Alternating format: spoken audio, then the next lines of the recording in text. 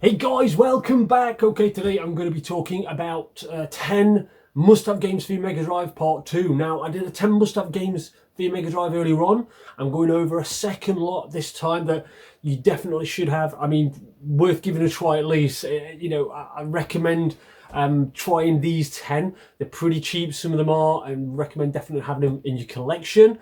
Now, I'll let you decide that one, but let's have a look at 10 games. Must-have games for the Mega Drive, Part 2.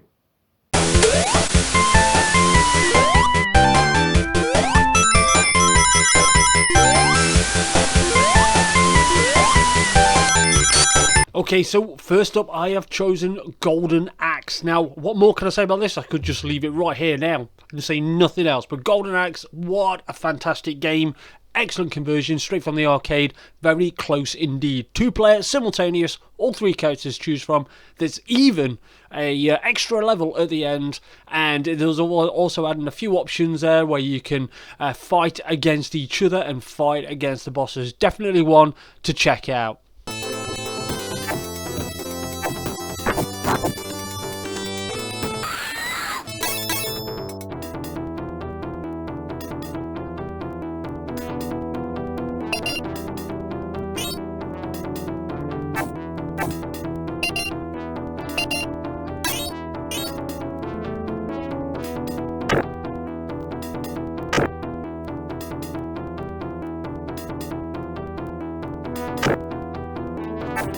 Next up, I've chosen Castle of Illusion starring Mickey Mouse. What a great game this is. Yes, I'll say that about pretty much every game on this list. That's why I've chosen them. But Mickey Mouse, absolutely fantastic indeed. Now, this is absolutely great animation. What a game. One of Disney's first that they released on the Mega Drive. Excellent platformer, great use of colours, great graphics as you can see. Now, this one is definitely one to get for your collection. You'll find that it has a lot of challenge in there, and it's one you will keep coming back for more and more. Beautiful sound indeed, especially when Mickey gets squashed by the apple. It really does look a good animation. So definitely one to check out.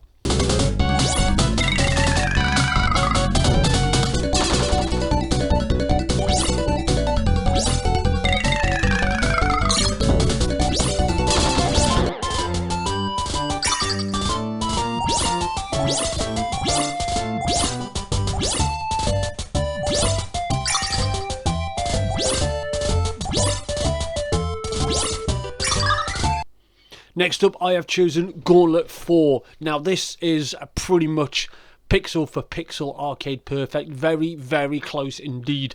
And 4 players simultaneously if you've got the multi-tap. They've also added a bit of an RPG element. Excellent kind of extra game in there if you want to play even more, with friends. And you can build your character up, build the stats up. It's all in there. I found this one very good indeed. Still pretty cheap as well. They've also added some music into this game which gives you some great atmospheric feeling while crawling through the dungeons. Highly recommend it. Definitely go out and give it a try.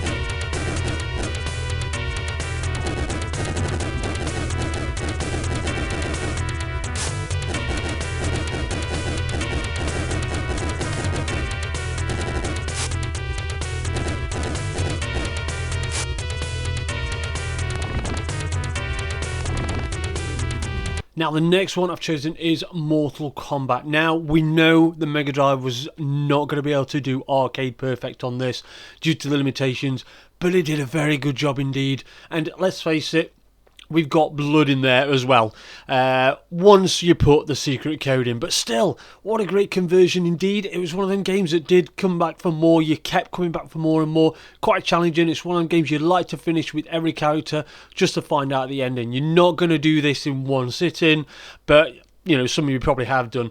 Now, definitely recommend this. It's still very cheap. Go out and give it a try.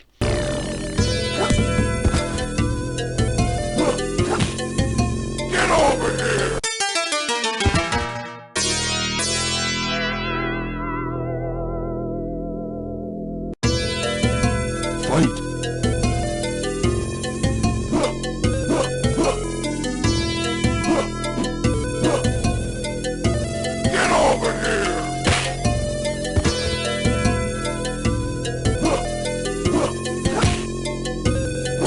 Next one I've chosen is Shadow Dancer. Well, now come on, let's face it, you can't have this list without having a Shinobi in there, and I think Shadow Dancer really does it well. Good use of colours, great graphics, some really good special effects in there as well. Now, it wasn't a port of the arcade, they completely switched it around and made this one. I personally think this is better. Bit more challenging as well. The music really does stand out well, and definitely worth giving this a try.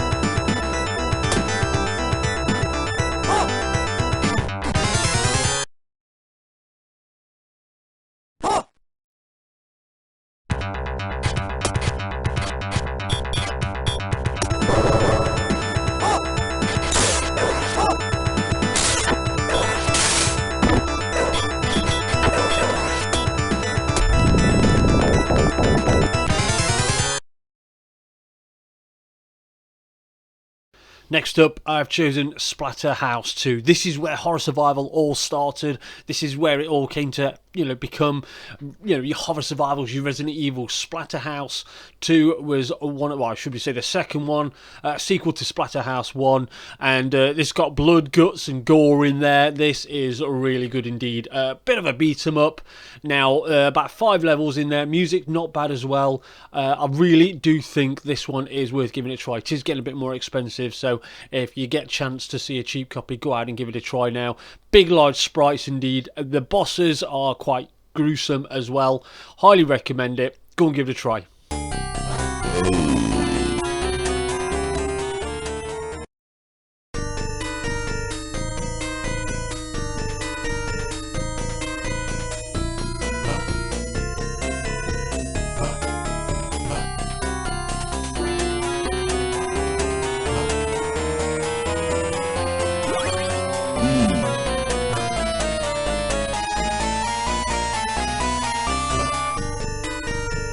Next one I've chosen is Ghostbusters. Now, I mentioned this in an episode earlier on as one of the hidden gems. This is a brilliant platformer, very underrated indeed. 3 characters to choose from, Egon, Ray and Stance. And, each one has kind of slightly different stats. Loads of power-ups to choose from. You've got a 3-way, you've got a bubble, you've got shields to choose from as well. You can extend your energy bar and you can extend your life meter. Now, this was an absolute great platformer. Loads of bosses. You've got 4 kind of buildings to choose from. At the end, you've got a castle. Then once you defeat the castle on the 5th stage, you go underground and you defeat all the bosses again. Very challenging, extremely good game. Highly recommend it. It is getting a little bit expensive though, but go ahead and give it a try.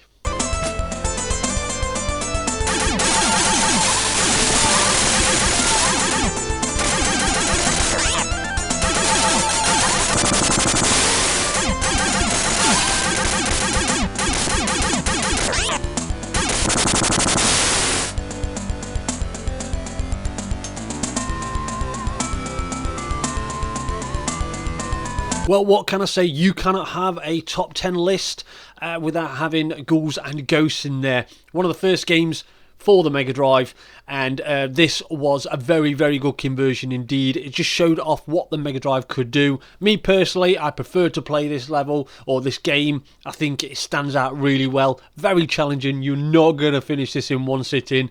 Still very hard to this day. You have to go back and memorize everything, and you will find this one will give you a good challenge. Getting a little bit expensive, but definitely worth it.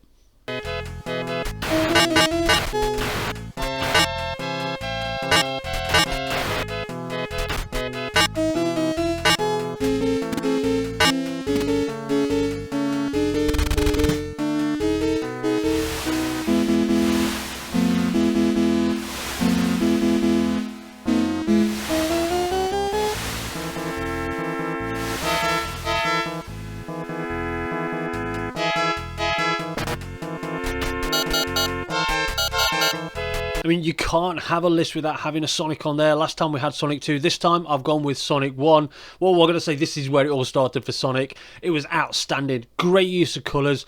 Great use of platforming on there as well. Very, very fast, to say, for the Mega Drive, which has stood out really well. This is an excellent game, and it still stands out to this day. It's aged very well indeed.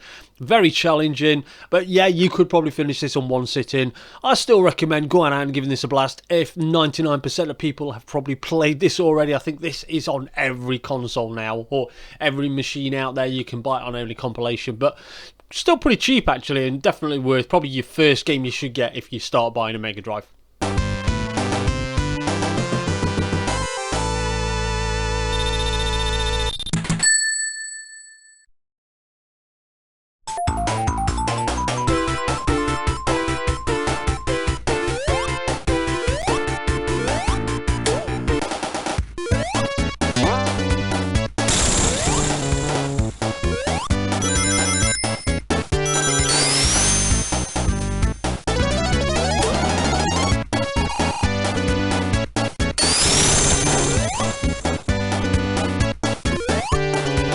What can I say? In the last list, we had Streets of Rage 2. In this one, I put Streets of Rage 1. I mean, you can't go without it. This game is absolutely fantastic. It's where it all started again. You know, where the beat-em-ups really kicked off on the Mega Drive, and everybody was trying to copy it. Streets of Rage is very nostalgic, especially for me. It's one of those where you do play two players. You'd love to play two players, and you'd love to beat your friend up as well, and see how far you get. 8 levels in there. It's got the special moves with your police car pulling up at the end of it. I still recommend getting this one, still pretty cheap as well.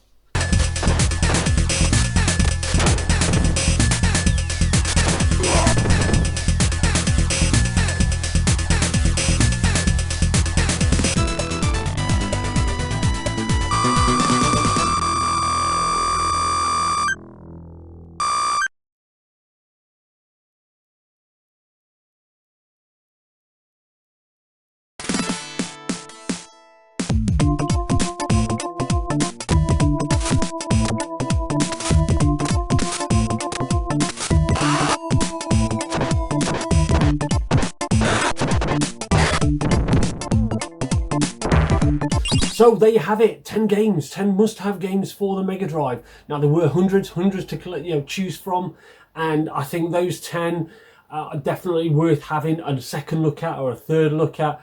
Like I say, some of them are pretty cheap, some of them are really worth getting. The real treasures these games are. A lot of them score quite high, but yeah, 10 must-have games for the Mega Drive Part 2. You know, go out and give them a try now. If you haven't given them a try, if you have given them a try, give them another try again. So guys, thanks for watching. Leave a like, leave a comment, let me know some of your games that you think should be in your collection. And don't forget, I'll speak to you soon. And thanks for watching. I'll see you later.